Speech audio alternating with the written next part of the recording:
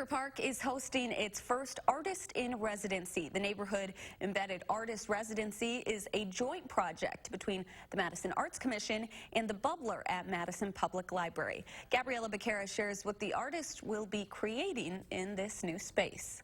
A coffin in the shape of a shoe. Or coffins in the shape of a bee and... So that's a chili pepper. Eric Adjetey Anang is a third-generation fantasy coffin maker. Noddy pine, which is the wood, and then the inside I kind of put in like a foam, and then the red satin. Fantasy coffins are functional coffins made by carpenters in Ghana, where Eric is from. So they would just build depending on, like the profession of the deceased. He followed in his grandfather and father's footsteps to build representative boxes for people to be buried in. He never liked the idea of me building coffins because he thinks, it's just like a normal coffin maker or like a carpenter. But I said to him, hey man, there is a lot to do making this stuff rather than limiting yourself to just be working with the hammer and chisels and stuff. Eric is the first artist in residency at Thurber Park.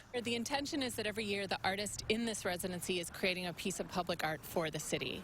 And so, it'll be different every year, and it's going to be exciting to have someone adding these projects, have a platform for us to come and see that in process. As the artist in residency, my stuffs are a little huge, so I don't just need like a little spot or something, but a huge space. Eric will be given a newly remodeled studio space. Modernized, and there's ventilation, and it's a good, comfortable environment for the artist. And he will create his work in a neighborhood environment where people can keep up with his process. It's a huge thing because there's nothing else quite like it. Eric will take the next year to create new fantasy coffins and teach people about their origin. To come up here, like to start traveling and, make a follow-up when a coffin is bought and brought here outside Ghana, and not being used as a coffin but as an art piece, so I can bring the right story to the people. I'm Gabriella Becerra, News 3 Now.